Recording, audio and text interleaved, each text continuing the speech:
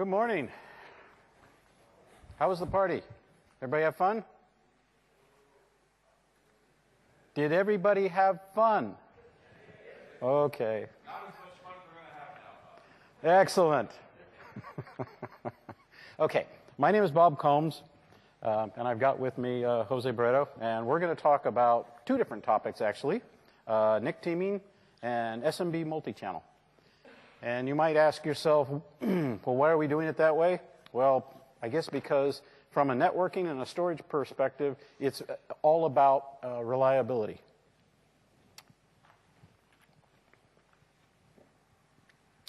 So I'm from the networking team, and I'm going to talk about the NIC teaming part first. We'll give you an overview of NIC teaming. We'll talk about some of the configuration choices, when to use them, when not to use them. And then we'll do a little demo about managing NIC teaming, and we'll talk a little bit about some of the variations of that as well. Jose will get up, and he'll talk about the SMB side of it. He'll give you a really good overview, talk about some sample configurations, and how one goes about diagnosing problems. And he's got some demos for you, too. So, what do these things have in common? Well, the first thing, of course, is reliability.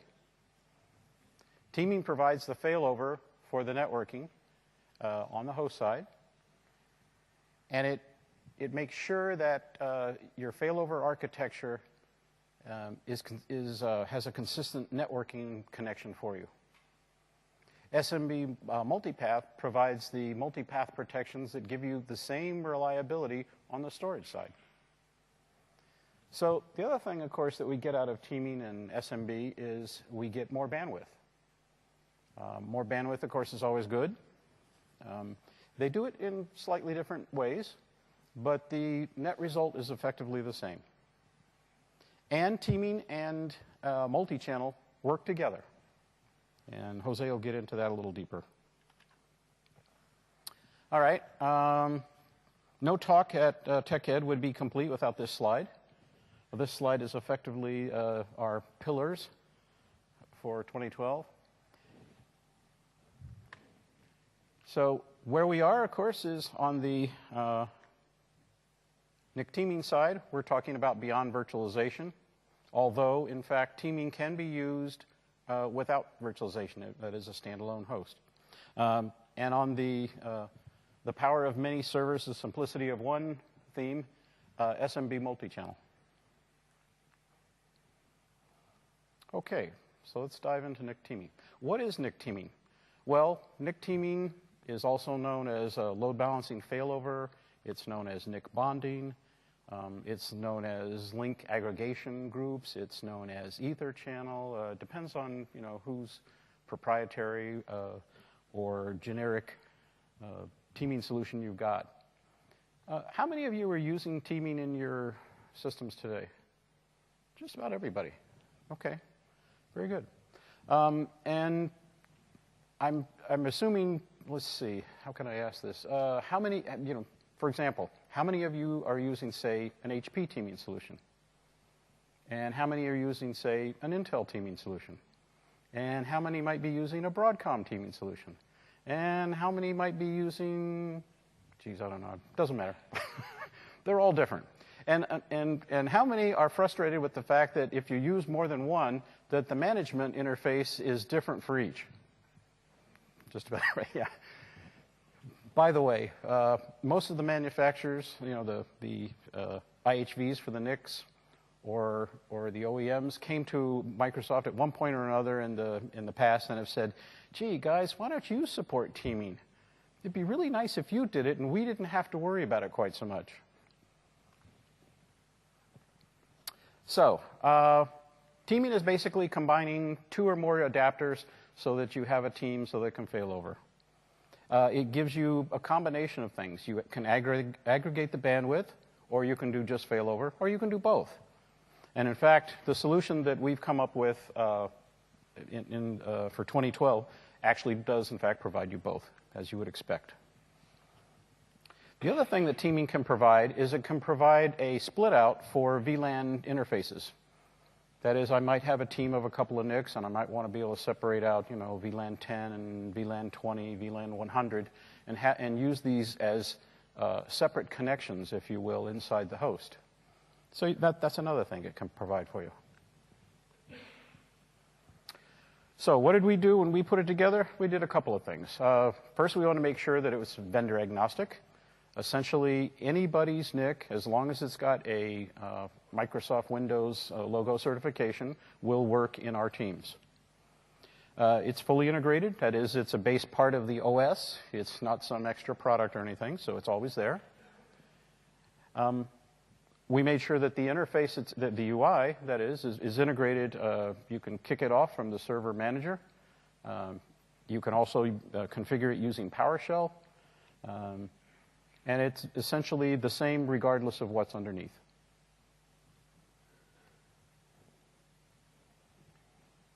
It's a Microsoft-supported team, so that's going to save you in the issues when you try and assign blame to when things are going wrong. You'll be able to go to the Microsoft support and ask, you know, what's going on with my team? And nobody's going to tell you, oh, gee, you know, I'm Microsoft support, you called up and it's a third party, turn that off and let's see if that works. That's not what they're going to tell you anymore. So that's a good thing, yes? All right, let's talk a little bit about the dialogue, that is the names that we use for some of these things. The team itself we refer to often as a teaming driver. You'll sometimes hear about a teaming provider, but that's essentially the central core. It is, in fact, a networking multiplexing filter. The interface on the top of it, and there could be one or more, we refer to as team interfaces, team NICs. You'll probably hear me more commonly refer to it as a TNIC, team NIC. On the bottom, of course, are the team members or the network adapters. All of these can be exposed in the system as network interfaces.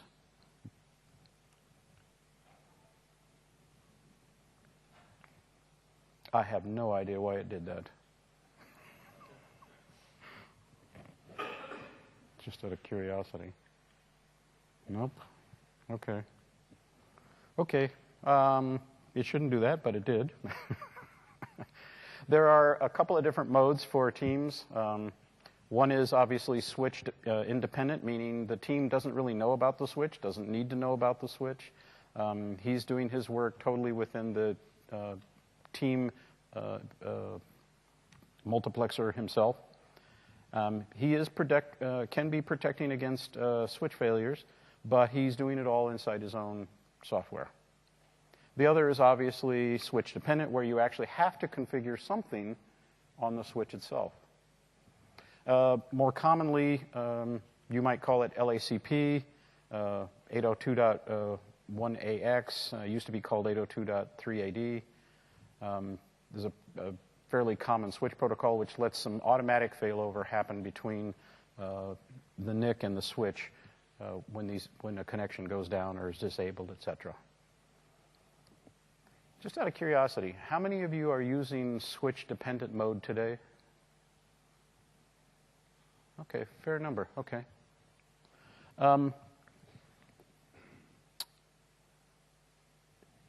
Interesting point. The most common failure that we hear from people is that the human screwed up.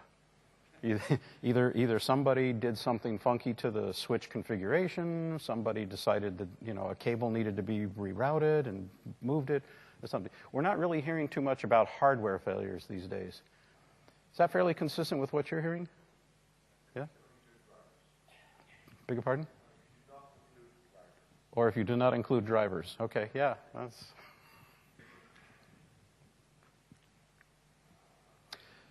We have several algorithms for doing the load distribution.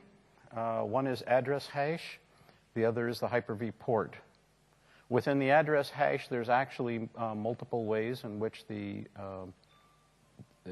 address hash can be done. By default, it will attempt to do the 4-tuple hash. If it can't do the 4-tuple hash, it will drop down to a 2-tuple hash. If it can't do a 2-tuple hash, it'll drop down to a MAC address hash. You can set the mode, but if you leave it in default, it'll try and pick the correct one. Obviously, if you're using certain forms of traffic that aren't IP traffic, it will end up in the MAC address hash. The Hyper-V port is actually using the port number on the virtual switch itself as part of the hash. And there are some benefits for some of that. So let's talk about some of these. So you'll notice that this nice little table summarizes the different modes for configuration. We have a switch independent row, a switch dependent row. We have an address hash column and a Hyper-V port column. And let's kind of go through each of these in a little bit more. Well, I guess we'll go through it in a minute.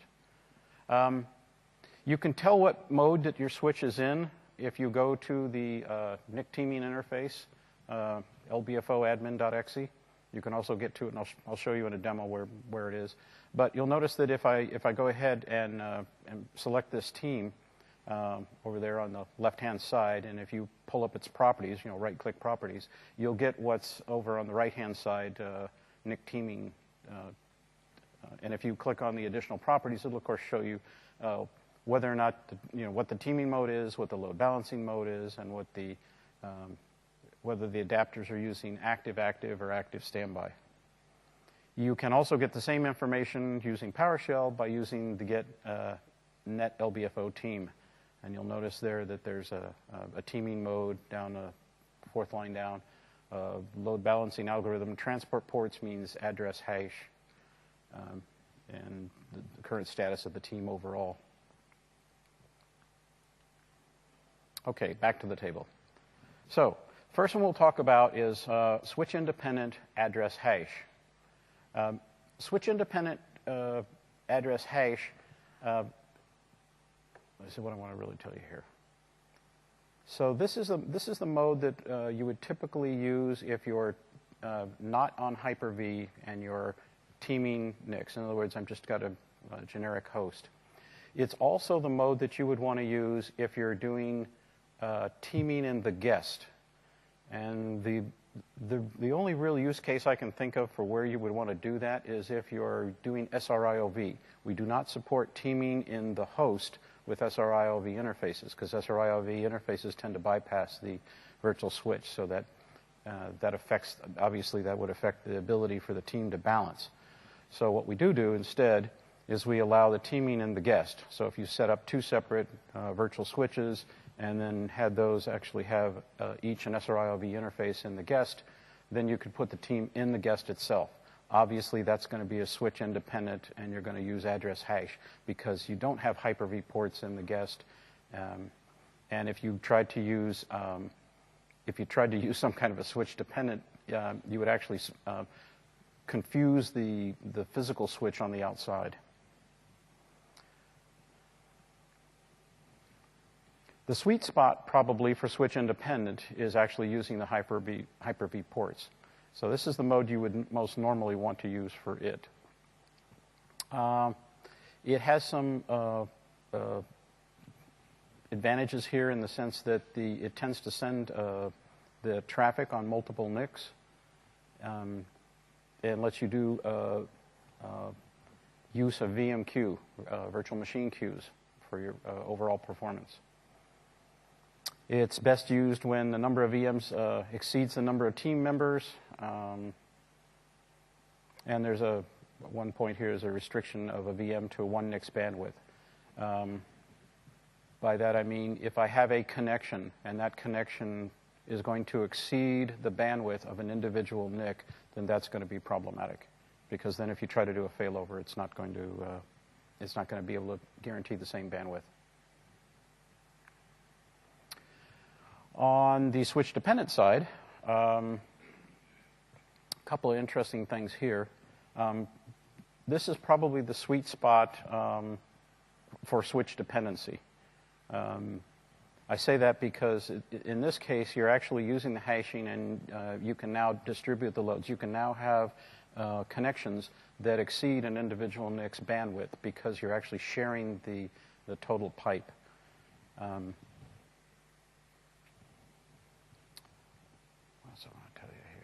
Okay, yep, defaults to 4-tuple hash. It's probably where you want to start from anyway. It will automatically drop down, as we said, anyway. So this is, so if you're doing a switch dependent, you probably want to be using address hash. There are some cases where you might want to, with switch dependency, use the Hyper-V port. But this is really when the VMs on the switch are exceeding the number of team members. And when you really don't need to use LACP. Note that you have the same you have the additional restriction that you can't exceed an individual NIC's bandwidth. Okay, let's talk a little bit about the team interfaces themselves. The default mode, of course, means that all the traffic is coming up through the TNIC. And in Hyper-V, you can only use, or you should only use, one TNIC, the default TNIC. That is really the only configuration that Microsoft will support for Hyper-V. If you're using non-Hyper-V, you can go ahead and set up additional VLAN TNIC interfaces. And as you see over on the left-hand side, here's one where you set up a VLAN 42, and you have a default, which means it gives everybody else but 42. That should give you a clue as to why the one on the right isn't supported. It will be problematic. If you set up an additional TNIC of, say, VLAN 42 over on the right-hand Hyper-V, and then you at some point create a VM that's on VM 42, you'll be very confused as to why it's not getting any traffic at all. And it'll be because the team is sending the traffic off to the other TNIC. So that's one of the reasons why you really don't want to do it. You really don't want to support additional TNIC interfaces if you're in Hyper-V. The other thing to note is that if you don't create a default mode, that is, if you assign TNICs only with VLANs, then what's going to happen is that any additional traffic will be tossed away and dropped. So something to watch out for if you're configuring your hosts individually.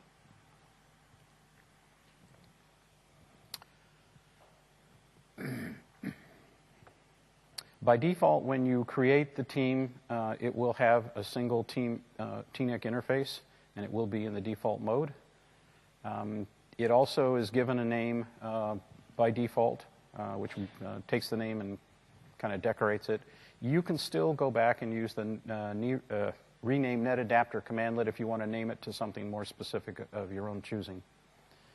The get net adapter commandlet will show you all of the NICs in the system, all the virtual NICs as well. And so the TNICs will actually show up because even though they're a virtual NIC, it will show up in the get net adapter list.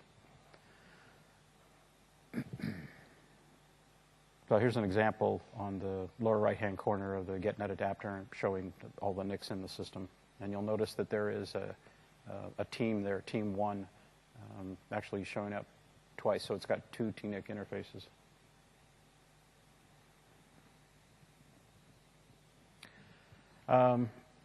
If you create additional TNICs after you've initially created the team, then those TNICs have to be assigned to a VLAN specifically.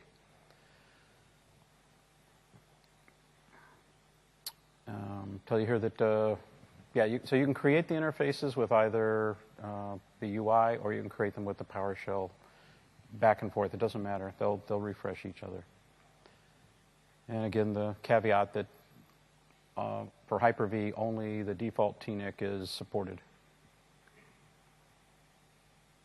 One of the questions that has come up a couple of times in both beta and in RC and TAP programs has been, gee, why would I really want to create a team of 1?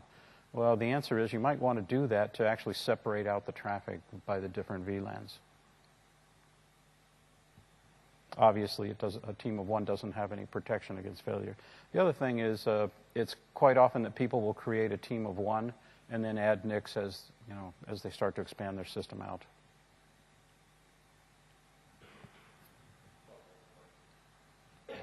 Sorry. Yeah, your question?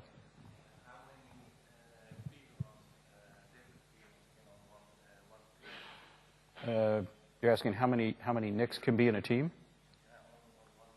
Yeah, 32. Yeah, there can be 32 NICs in a team. I'll actually get to that in a minute. We do have a slide on kind of the parameters. So I've already mentioned that teams have to be can have any logoed certified adapters, but they can only be Ethernet adapters. There is no support for teaming of any other type, be it InfiniBand, Wi-Fi, etc. And team of teams is also something that's not currently supported. How many of you do you know what team of teams are? Yes? No? So a team of teams would mean something where within the team I have sub-teams, actually. And the sub-teams might be something like, say, a couple of 1 gig interfaces that maybe I've teamed together I use as a management interface, maybe a couple of 10 gigs that I'm that sub-team being used for virtual machine traffic and the like. And that would be considered a team of teams. That we don't specifically support. Question?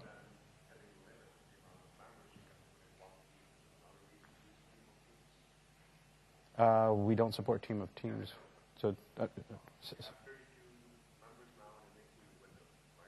correct.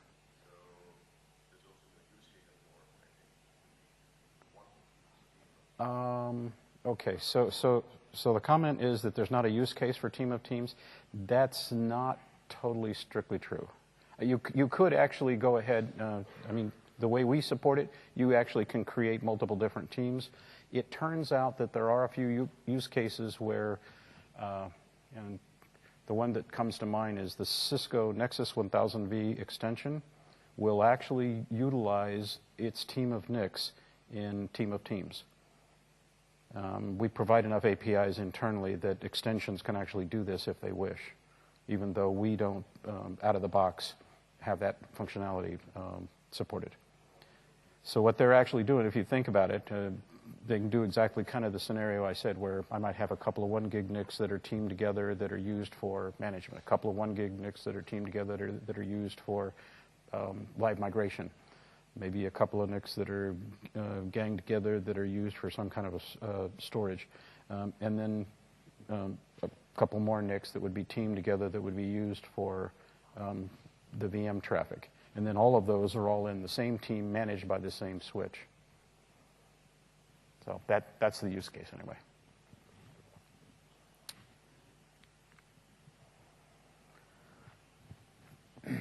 Okay, so I think I mentioned briefly before that teams can have team members that are either active or standby. If you're using active standby, you don't have to. In fact, for my thinking, I would probably always want everything to be active. But there might be cases where, for whatever reason, that you actually, don't want to have that big a pipe at one point, but you do want to have the failover capability. In that case, if I'm not actually aggregating bandwidth or doing a balancing, at least I can actually do failover. And so active standby is supported. I did mention this before, that teaming teaming can be supported in the guest, and as I gave you, as I mentioned before, SRIOV is probably the more common use case for where you really want to do this. There is one caveat I should tell you about. In order to make it work, you have to go into the net adapters. The VM network adapter, that is the ports for on the Hyper-V switch for each of these synthetic NICs, and you have to set a flag. There's a checkbox, as it turns out, called Allow Teaming. You have to have Allow Teaming on both of these set in order for them to understand that that's the mode that they're being put into.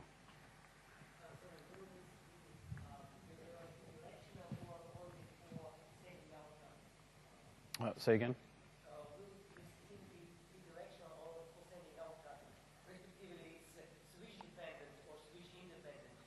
As I said before, this is only a switch-independent configuration. If you try to use switch-dependent from the guests, you pose a problem of confusing the switch. right? Because there could be, because in this case with SRIOV, you're talking about having multiple different sets of connections that potentially go to it. Two VMs talking to each other and both have teams. So they both effectively connected to both virtual switches. So what's happening in this case? I'm not quite sure I grasp the question yet. Two virtual machines, both with virtual teams connected to the same virtual switches. So how they will talk to each other? Okay, so in this particular team where you're talking SRIOV, so the question you're asking is how do two different VMs who each have their own teams, how are they actually talking to each other? It depends on what mode each one is in. For example, if they're both currently using SRIOV, then they will actually talk to each other through the switch, through the NIC's embedded switch, not through the virtual switch. If one of them is in the software path, that is, he's not using SRIOV currently, then the communication will through the team will go down through that particular Hyper-V switch, and it'll go loop back around into the NIC of the other one. Or talk over the same software path if they're both connected to the same virtual switch. Okay, let's assume they are in software but no SRIOV. So if both synthetic NICs are 10 gigs, can I have 20 gigs between two virtual machines? You're asking if you can use full bandwidth between two virtual machines. Yes, you can, and you don't need teaming for that. The 10 gig, I think the thing you're tripping across here is that when you look at the speed of a virtual machine, that it says that its speed is 10 gig, it's lying to you. There is no limitation. It's only how fast the system will actually go. They had, when Hyper-V was built, they had to pick something, and at that time, 10 gig was kind of the ceiling. So they said, okay, 10 gig. But in fact, it'll actually go at whatever speed it is because it's just software to software. Yeah. Okay, manageability. So we got a nice, simple interface, we think. We like it. We've gotten really good feedback on it. And I'll show you the UI in a second.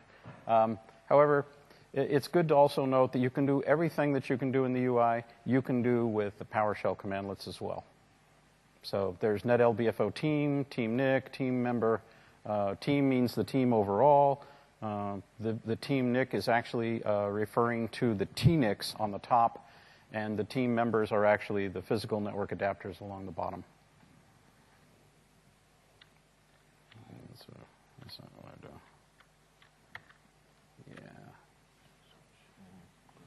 Yeah. Yep. This guy?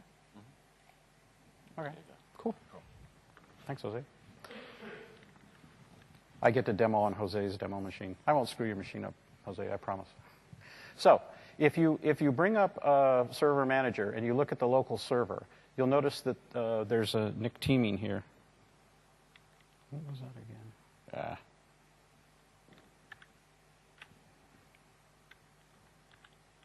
There we go. That's what I want to do. Okay. So NIC teaming, notice that it says disabled. And if I actually go and click on that, it then will launch lbfoadmin.exe, which is built in the same UI framework as the Server Manager itself is. And within this, you'll notice we've got some NICs here, a couple of 10 gigs. It won't let me select at the same time. Well, that's a problem. Okay, so I got a couple of 10 gigs here that I'm going to select. Just so you know, this is not how we're remote desktoping in. So, and I can say, yep, let's make a new team. I said, okay, well, what would you like to call the team? Oh, let's call it TechEd. And I can also look at some additional properties and say, yeah, switch independence good. I like hash. I think I'm going to select a standby adapter. And it goes ahead. In fact, it's created that team. If we now look at the properties of the team, you'll notice that one is in standby, one is active. And I can actually go ahead and, let's see, where do I do if I go back and tell it to, actually, let me do it this way. I'm going to disable the active one, and you'll notice that it flipped over and went active on the standby went into active mode. And if it's enabled, it'll go ahead and flip it.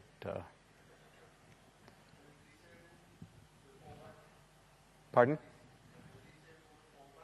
Can I disable the fallback? I don't know. That's a good question. I'm not sure. Yeah. Not as far as I know. The other thing I wanted to show you, do we have PowerShell up? No, that's one of your VMs. There's PowerShell. Okay, so I should be able to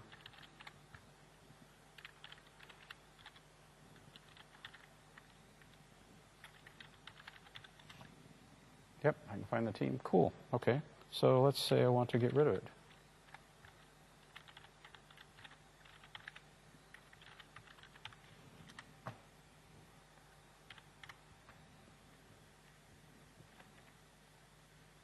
Oh, where am I going to go? And you'll see it's deleted the team. And as soon as this thing refreshes, I should see, where's refresh? Oh, heck with it. Pardon?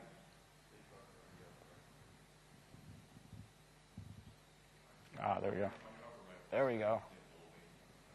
You can see I use PowerShell a lot more than I use this.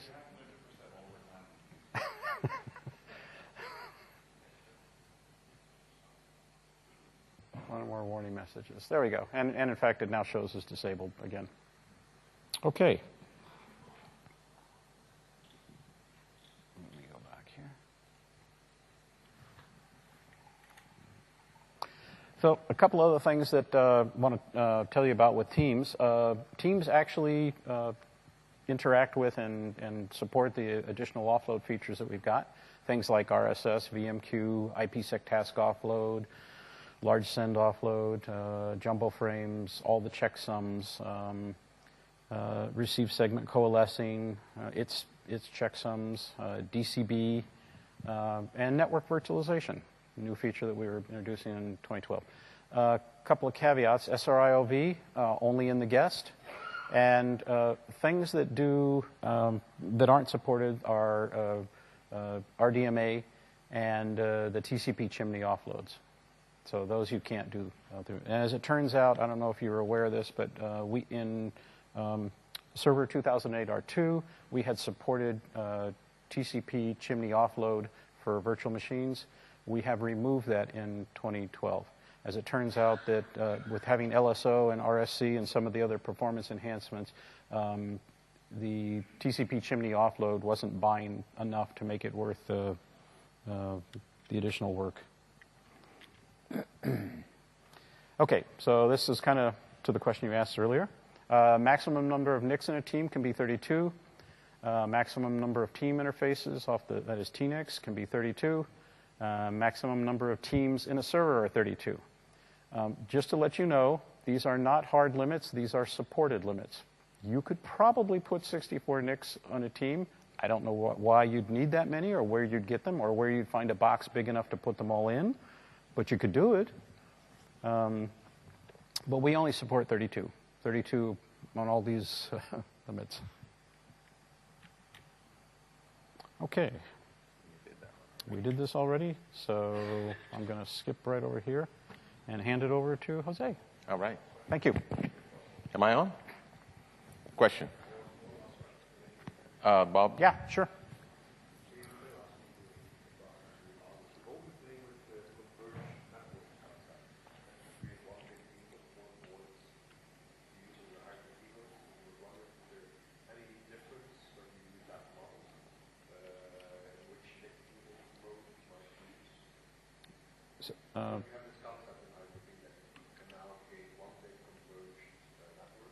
I see what you're asking.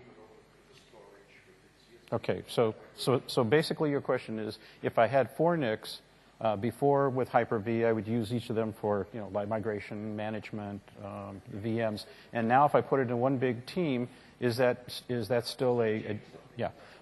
The recommendations do change a little bit, yeah.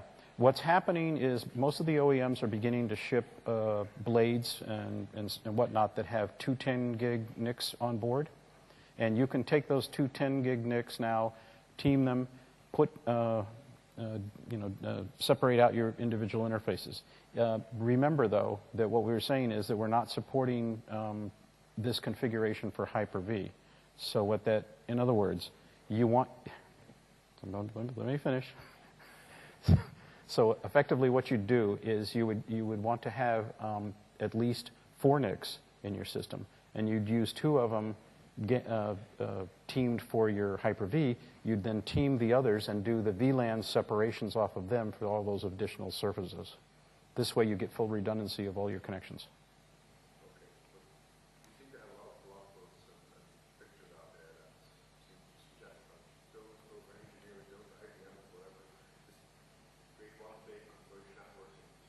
Well, the exception is the VLAN interaction, right? When you have VLANs and Hyper-V in the same one, you don't want to pull off a VLAN out of the team before you wire it to the VM switch, because that becomes a black hole.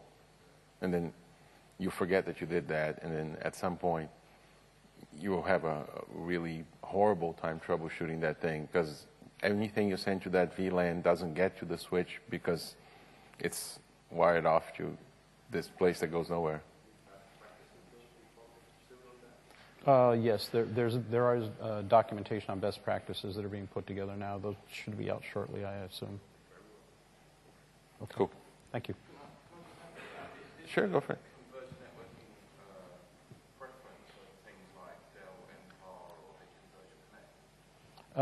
That's an interesting question. So if you use any of the techniques that actually split the NIC into multiple interfaces, the caveat here should be that you don't really want to build a team of those because you're not getting any real redundancy, you're not getting any real aggregation. So, yeah. But what you could, well, how you could use NPAR or any of those kind of things is you could actually separate it out into, say, 4 NICs, and you could take one of them and then one from another NIC and actually make that team for your virtual machine. So you could then use some of the other unused NIC partitions for things like live migration and such. Yeah, that would work. But you do have to understand that, there are, say, 2 physical, each split in 2, and then you're going to mix the legs on each one, so you don't kind of create a redundancy. You think you're doing redundancy, but you're really not. Yeah, right? that's actually a pretty good solution. All right, let's talk multi-channel. And the important thing here is that folks come to me and say, oh, there's NIC teaming, so why do we even have multi-channel, right? And if you haven't seen it, what is multi-channel? Multi-channel is the ability for SMB to actually use multiple TCP connections at the same time. And typically, you would think about it in the context of teaming. So say, for instance, most common case is that sample configuration here where you have the multiple 1 gig. So if I have 2 1 gig NICs on the client and the server, and I'm doing an SMB connection, I effectively use both 1 gig NICs at the same time, and I get 2 gigs throughput, right? And if one of the 2 1 gig NICs fails, you're down to 1 gig, but it's completely transparent. SMB will use the path that's remaining. And not only that, but if the 1 gig that was lost or misconfigured or unplugged comes back, multi-channel will automatically, within seconds, bring that second NIC back into play, and you have 2 gig throughput again. And say, well, that looks a lot like teaming.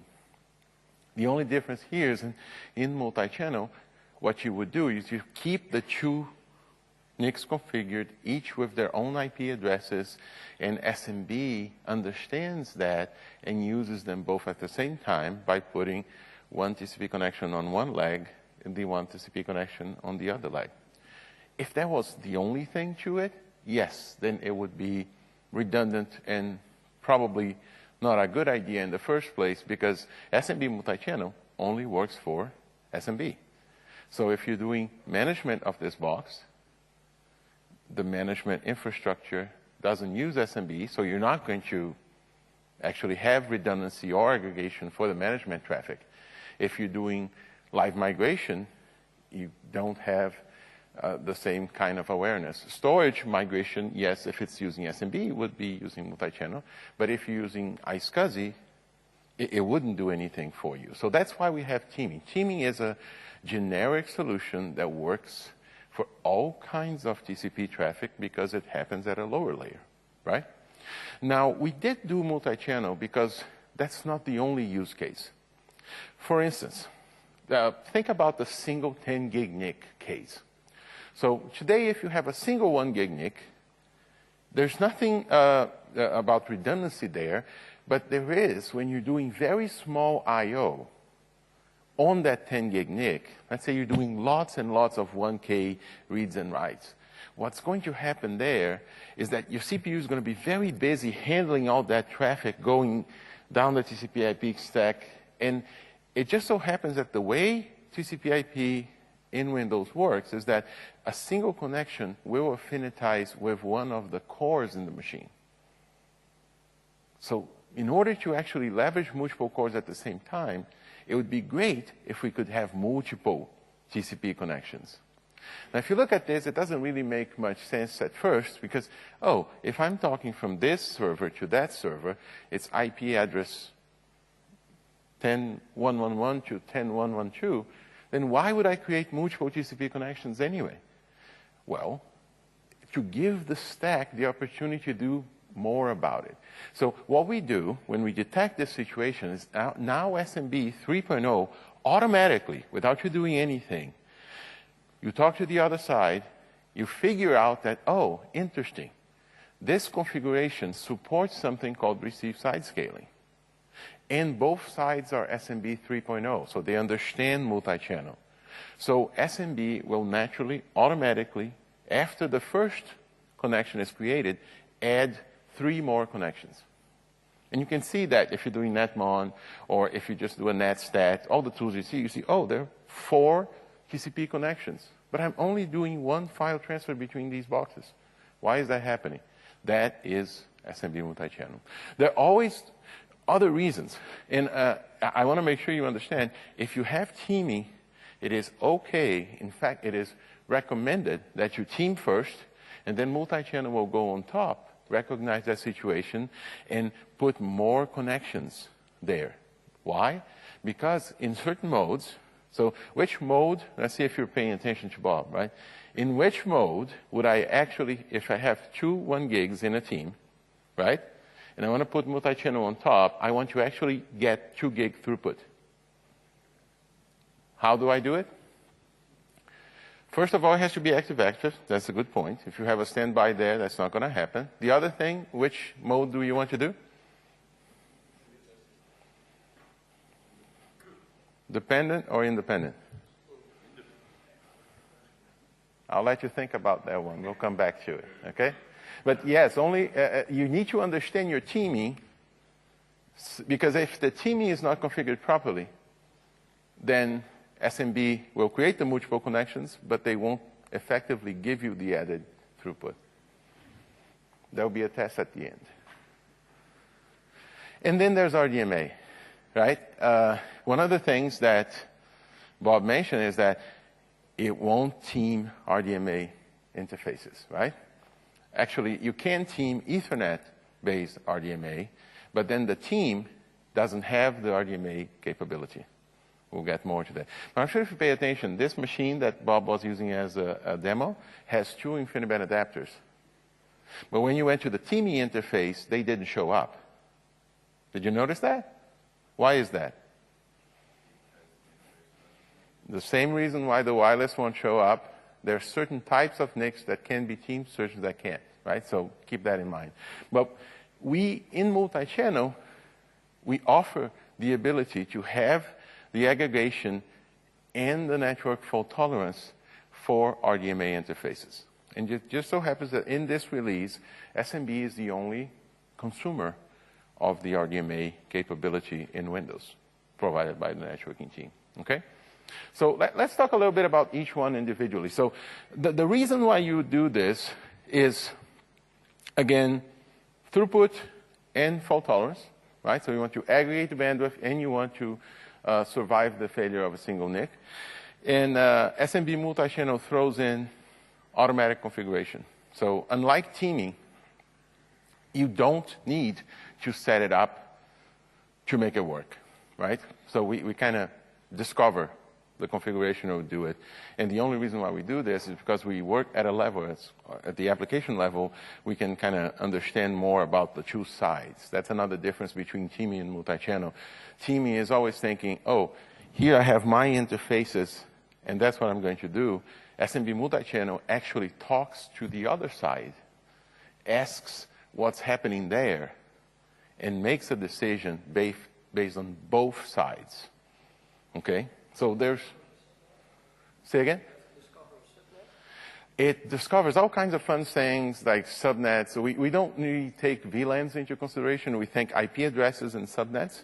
But I'll show you a few things in the demo to kind of put you in the right mindset to troubleshoot SMB multi-channel, which is probably the most fun thing that you will get out of this. And I encourage you to do it. So first case here is the 10 gig NIC, right? The case of the single 10 gig NIC. You're using SMB2, and when you do SMB2, you create one single TCP connection. That TCP connection will naturally affinitize with one of the cores.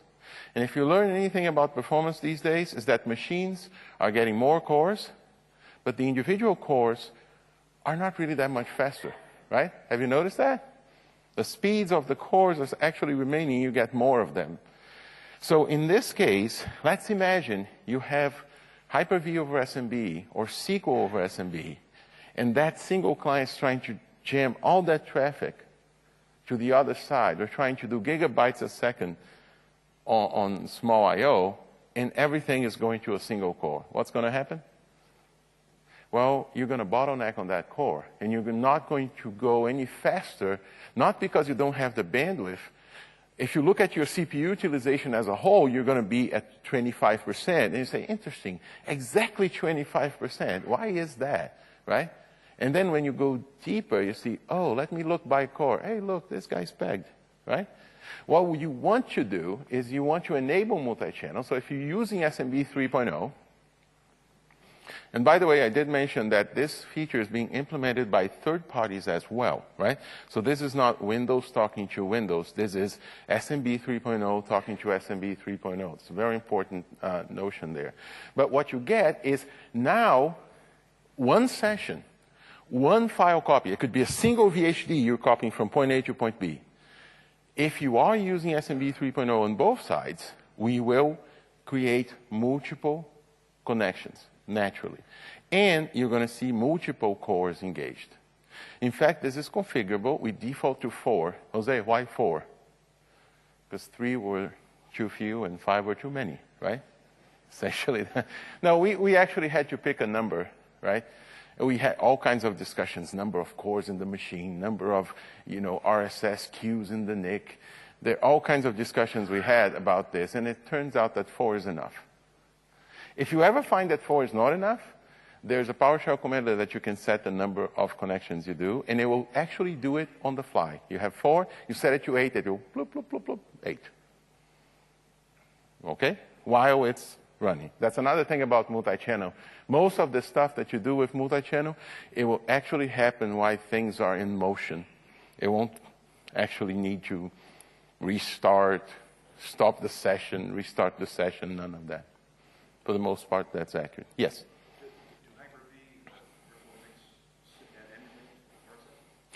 That's a great question. There's no good reason to use multiple from the Hyper-V host because they are synthetic NICs and they affinitize in other ways. So no, the idea is not to do that.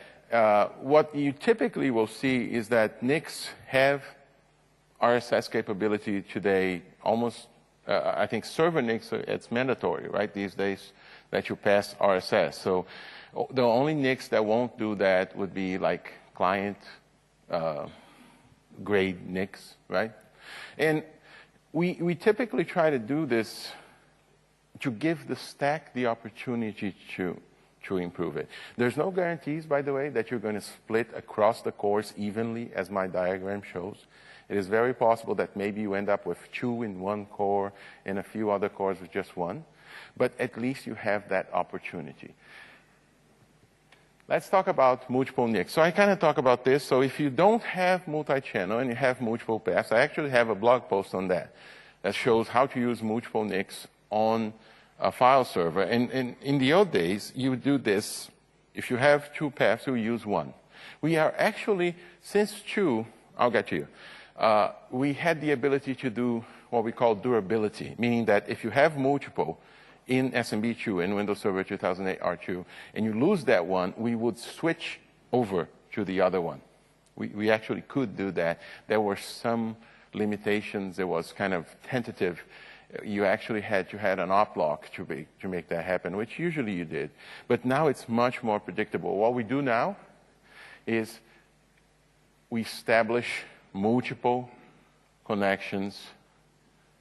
If the interfaces are capable of doing RSS, we'll do the multiple NICs per interface. And then when you have multiple interfaces, you will actually have that number per interface. So there's an example here of one guy that's RSS capable, so we do 4 per NIC, and the other guy that's not RSS capable, and then we do 1 per NIC. There was a question in the back there?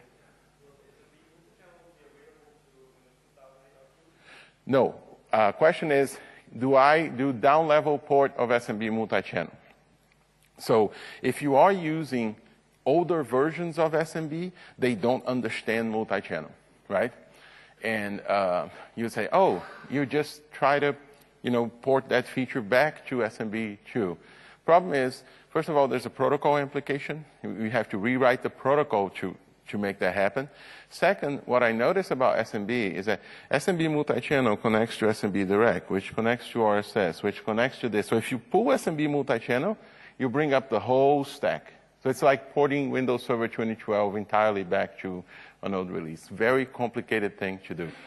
So what we do is we negotiate. So if you have an SMB 3.0 client talking to an SMB 2X or even 1X, we'll negotiate the protocol level, and we'll do whatever that other side can do. We do a least common denominator. Okay? That's what we try to do. And by the way, keep in mind, if you're doing this for Hyper-V, Hyper-V actually requires SMB 3.0. So don't use 2.x. Okay. You could ask about performance. I have a white paper that came out when we were still in the developer preview. This white paper is almost like 9 months old now. And what it shows is that doing regular 10 gig, we aggregate pretty well. So what this chart is showing is that we can achieve with 1 10 gig, you can, in theory, do about 1.1 gigabytes a second, right? So we did this for 2, for 3, for 4, 10 gigs, right? And we aggregate pretty well. What you notice here in the chart is that at that time, up to 32K IOs, we pretty much scale linearly. And then the smaller the IO gets, the harder it gets to get full throughput on that. I think we moved that bar in the release candidate. I think we're doing, the lines go up earlier. And I'll encourage you, who here has a setup with 4 10 gig NICs on 2 sides? Go play with it. Just, configure all the NICs, do a file copy, measure it up, see what you see. We're getting very good results, okay?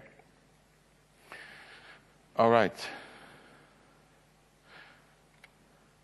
The other thing is a combination of multi-channel and NIC teaming, right? So what we did, we made a change. Actually, in the beta, we didn't do this, but in the release candidate, we're doing it. When we detect a team, we will always set the RSS-capable flag.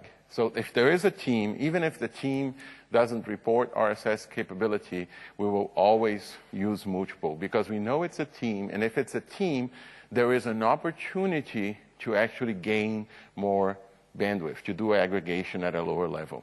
So the answer to the question is you want to have the switch dependent and you want the 4-tuple hash, right? Because you want to be able to actually have the team all the way down being able to do aggregation.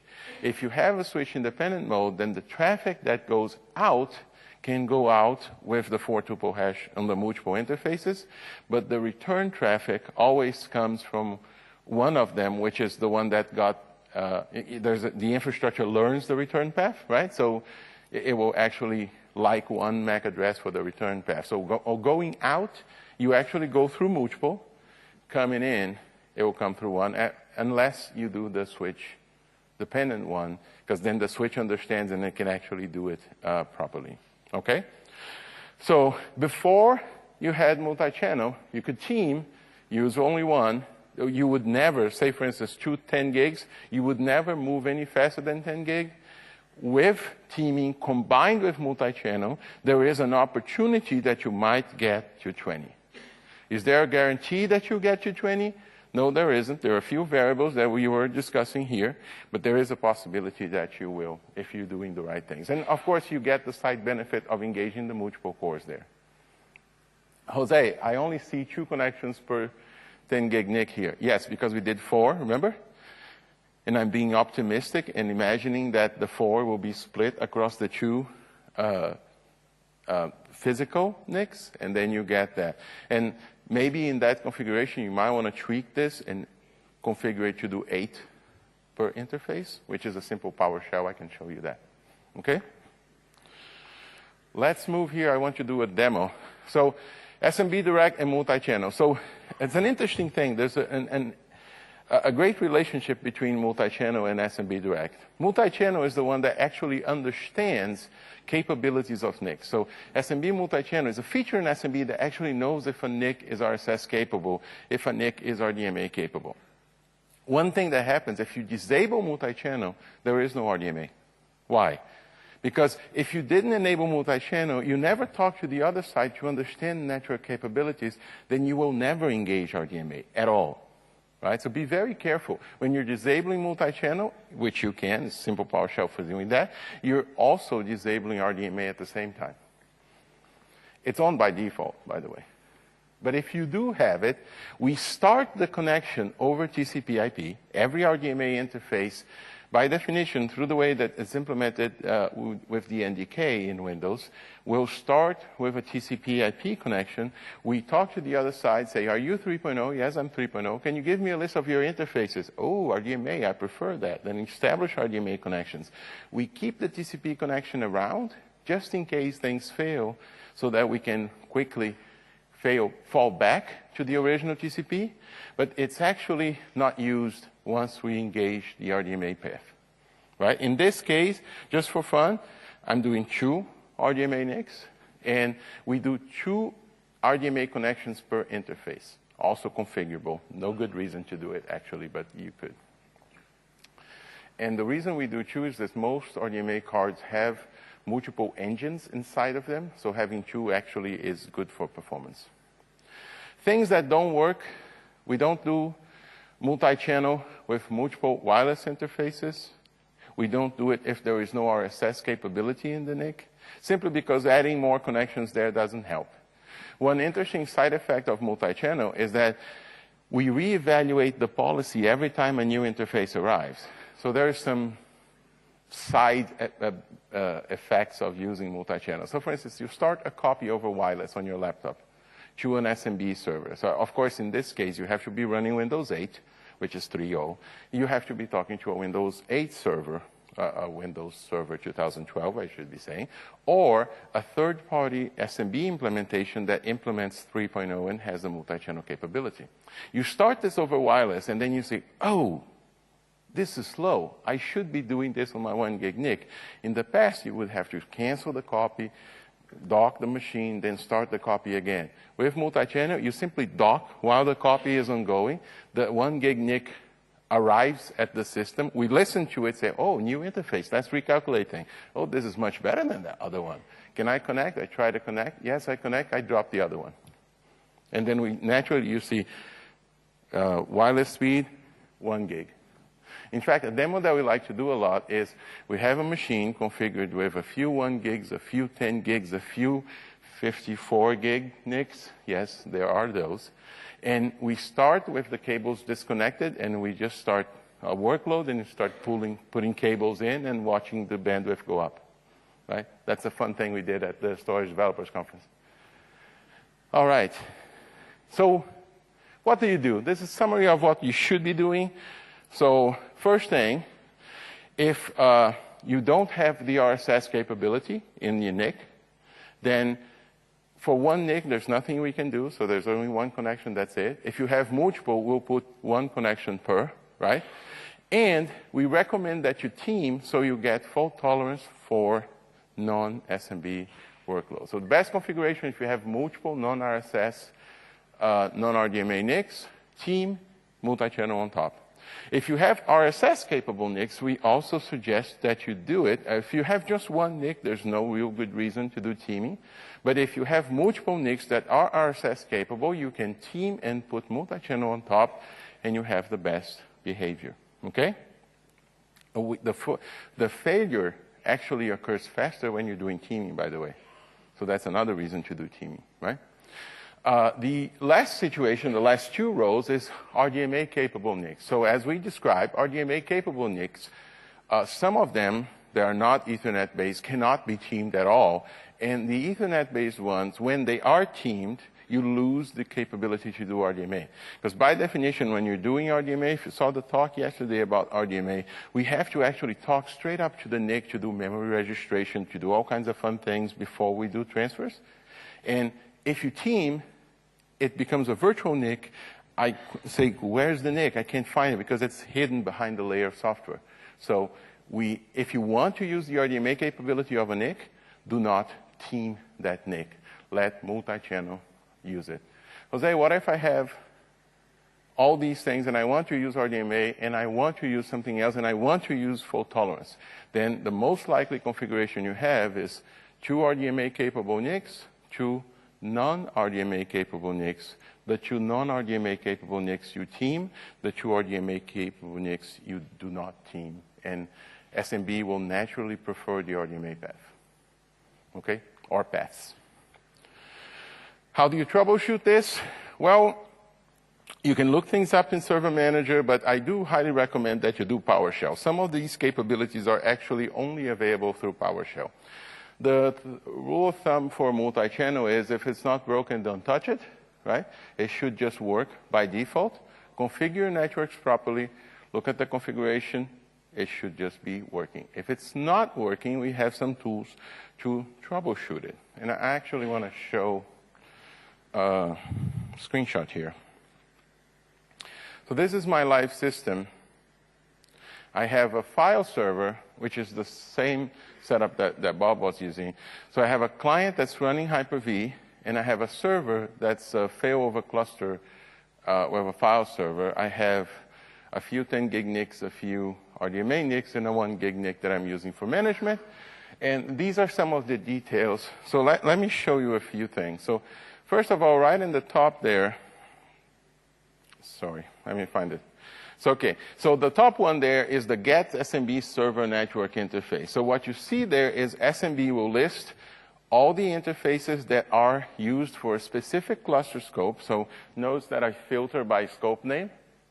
Notice also that I'm running this command from the client and I'm using sim session to target the server. So I'm remoting into the server to get that list, right? Also notice how we know if the NIC is RSS capable or RDMA capable. This is an SMB commandlet. SMB is actually asking the network stack for the capabilities of the NIC to understand that.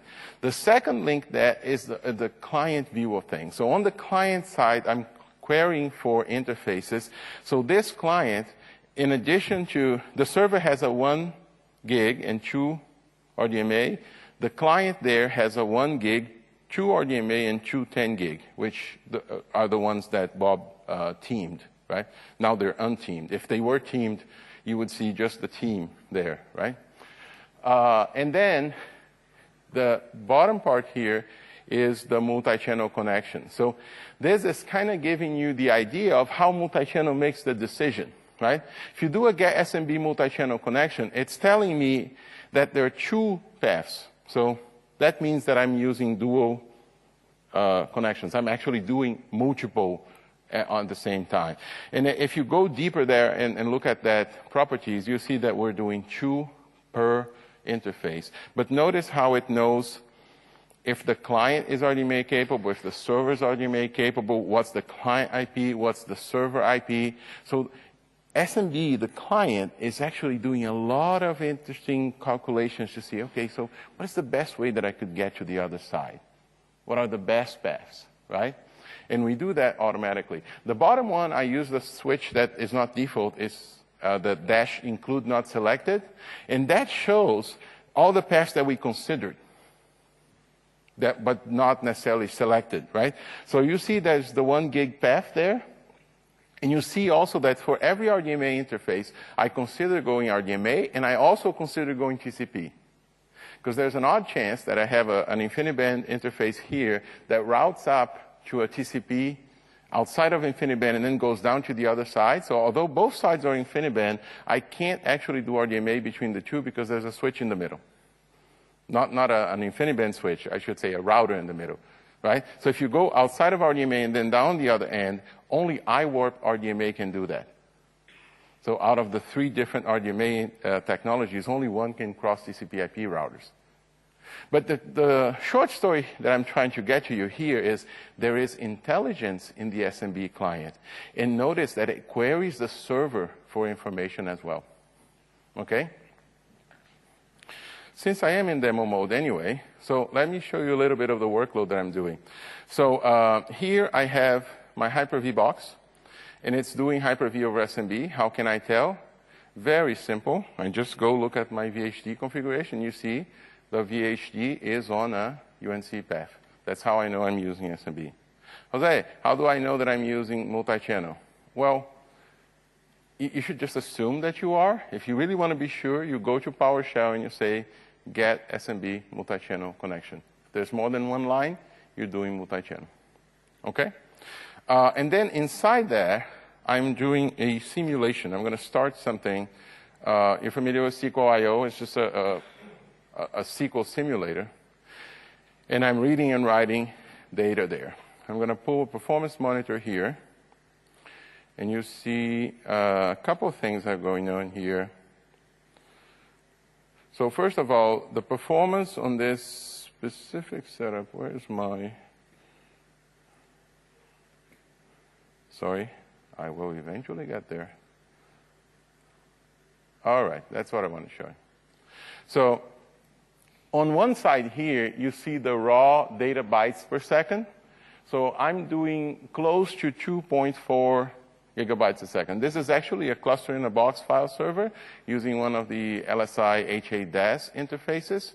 I believe we're doing 10 SSDs to achieve that performance, and we're limited by the capacity of the controller in that case. In fact, SMB could do much better than this because we're doing dual 54 gig NICs in that setup, so we have bandwidth to spare. But what I have on the other side here is that I have 2 NICs, right? And on this side, if I go here, you can see that I'm using one adapter, the other adapter. And I'm load balancing between the two. Do you see that? One adapter, the other adapter, right? So what I'm going to do to show the failover, it's kind of hard to showcase here, but I'm going to do this. I'm going to go over here, and I have 2 RDMA interfaces. I'm going to go ahead and disable one of them. So what you're going to see is one of my NICs got dropped. See? Now the other one is picking up all the work.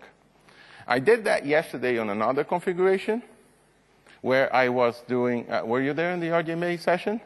So on that session, we were doing, I believe it was about 8 gigabytes a second. So in that case, I actually needed the 254 gig interfaces to actually achieve that throughput. When I disable one of them, I drop from 8 to about 6, which is what one leg of 54 gig can do for me. And it actually was degraded a bit. Here, what you see is that there's pretty much no change in the overall throughput because 54 gig can handle 2.5 gigabytes a second just fine, right? What happens if I disable the other RDMA? Well, no good thing will come after that. You will drop to the 1 gig interface, which can do what? 110 megabytes a second. That's not a good day in the office, but it will survive that too. But what I wanted to do, instead of disabling the second one, is re-enabling the one I disabled. And it's a little bit harder to see because what we're doing here, as soon as the second interface arrives, we pick that up and we stop using just the one, and we go back to using two. Now, my performance counter for the other NIC went away. Not sure if you noticed, right? If you have two and the instance goes away, I lost that instance. So in order to see that, you can only see that the one went down. I would actually have to add that back. If you look at this guy here, this guy is no longer a good instance, right? So I have to delete that and re-add. Because I know there's some folks that say, you're cheating, you're not really doing it. No, I am. I'm going to add here, and what I'm counting here is inbound frames per second. I'm going to edit, say OK, and I'm going to rescale. There you go. One, the other one. One, the other one. Jose, what's that dip? Oh, that dip is when you add the counter, it kind of resets the thing. It's not a real dip. You see the performance on the other end never changed. It's just a glitch in the network, the performance monitoring infrastructure. But that was my demo there. Not sure if you got all the details, but what we're trying to do here is just give you a little flavor for what kind of things we're talking about. And multi-channel can do a lot of interesting things. And I've seen people that come to me with all kinds of weird questions, like I have. We're talking here about the guy that had 8 NICs. Right, 8 1-gig NICs, and they wanted to kind of team 4 and then put the other 4 in a multi-channel set and how you do that. We had so many of these requests. We actually have a command called SMB multi-channel constraints, which is not well known. I actually updated the PowerShell reference yesterday to include that. That's new in the release candidate. Now, the default setting is good. If you can live with the default setting, please don't touch it. But if you want to say, oh, I want this server to actually go through these NICs, you now have a command that you do new SMB multi-channel constraint, server name blah, dash interface ID, let's say 2013, and you can tell multi-channel to only use these NICs for this server. I highly advise against doing that because you're turning off all the multi-channel intelligence and you're thinking you can do better than multi-channel in discovering things, which usually is okay. The only problem is later in life, someone is going to add a faster NIC, someone is going to disable that NIC or do something else, and then you're forcing that setup, and you might actually shoot yourself in the foot. So leave the default configuration if you can. If you choose to customize that and do like specific hints to multi-channel, make sure you update that hint every time you change the networking configuration, because we will store that in the registry and it will be used instead of our regular policies, okay? All right, that was about it. I have one more comment, which is multi-channel is only used for SMB, but there are other workloads that are now doing SMB. So Hyper-V over SMB relates to this. SQL over SMB relates to this, and the shared nothing live migration relates to this, interestingly enough. Another thing that you see is CSV redirection traffic also uses SMB. Not sure if you noticed that, but when you have multiple CSV nodes in a cluster talking to each other doing redirection, they actually leverage SMB, and they also use multi-channel, and they also use RDMA. So this is all integrated. We work hard with the cluster team to make sure that that happens. Question? How is the SMB client dealing with the routing table? With the what? The routing table. Oh, how does SMB deal with the routing table? It's actually a very interesting question. In the old days, we actually used a function that it would be like get the best path when we're trying to calculate the other side. Now we work with the networking team. Essentially, we actually ask the network to create the pairs for us.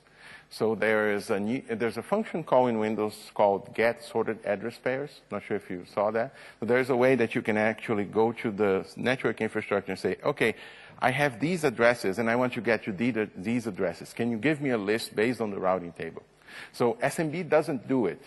It asks the networking stack to do it, and he uses the routing table to do that. But that's how we handle situations like, for instance, you have one NIC on the client, 2 on the server. What's the best way to do it? It's 2 connections, 1 to each side on the server, right? You have 2 connections on the client, 1 on the server. Maybe the server has a team, right? So you do what? 1 from each to the same one here. You have 2 here, 3 here. What do you do? So we do all these kinds of calculations. If you want to have fun, create 2 VMs, put like 5 switches, and then start creating different configurations between 2 VMs, and then try to trip multi-channel. Let me know what you find.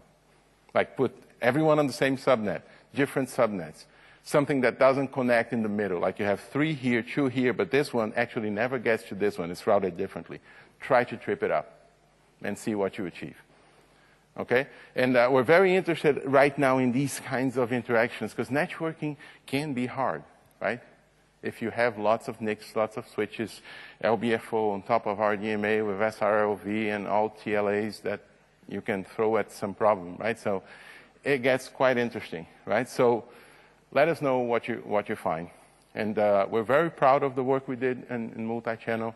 We worked together with the networking team to make sure it works well with teaming, with RDMA, and other teams like Cluster, Hyper-V, and SQL.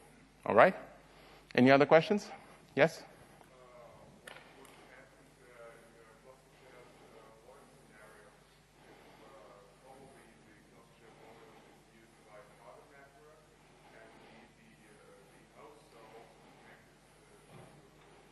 Public network, yeah. That's a great question. So the question is essentially, let's say I have a scenario where I have a cluster with CSV, and I want to use multi-channel, but there are private networks, public networks. How does it behave? So essentially, the cluster team programs us to do the right thing. So if you notice that when I was doing the troubleshooting, there's this thing called scopes in cluster. So you actually assign scopes to the NetFT, the fault-tolerant net adapter that cluster uses. So cluster has some logic that says, okay, so you want to use the cluster networks, right? So it creates a NetFT, and then it puts in the scope of the NetFT, it puts all the NICs that you have tagged as being the cluster network. And then we'll multi-channel only within those, right? And hopefully you do some RDMA there, so we can do RDMA on top of multi-channel. It could be multiple paths, all that. Now, let's say you lose all of your cluster networks. Then at that point, they say, okay, all I have is the mixed ones, right? So you can set a NIC to be both public and private. So it would start using those as well, because it's best to use that instead of failing altogether, right? So there's a lot of logic in cluster now. You will find a special scope in Get SMB multi-channel, Get SMB server multi-network interface that will list all the scopes. You see one scope that's kind of weird. It's an IPv6 private address that starts with FE80. That's the NetFT scope that cluster programs for us so that we can get information from cluster about what networks are important. So by all means, configure cluster properly with all the right public and cluster networks. Make sure you got the right thing. Cluster will pass that information on to multi-channel, and the SMB client will work accordingly. Okay? Higher throughput as well. So if you have multiple CSV, if you have multiple cluster networks that are available, we will multi-channel across those. If they are RDMA, we'll use RDMA on those, right? So absolutely. The coolest cluster we have over there, so you know about the 64-node clusters, right? So there's a cluster in our building over there in 42, where the guys actually configure a 64-node cluster, all of them with RDMA interfaces, and they do all kinds of weird, unnatural things to that cluster. Yeah, it's fun. And they do that, and they test. They have multiple paths. Because these network interfaces, they typically have 2 ports anyway, right? Some of the RDMA cards have 4 ports. So you can do like 2 ports going out, 2 ports going in. And that's usually what you should think about, right? So you have dual paths, one path that's internal, and it could take you to the storage, and another path that goes out. And if you need fault tolerance, you need to have 2 on each side. There's this idea of maybe having all in one big network, which is also possible, and you route that up. So there's a lot of conversations going on about how to best configure this.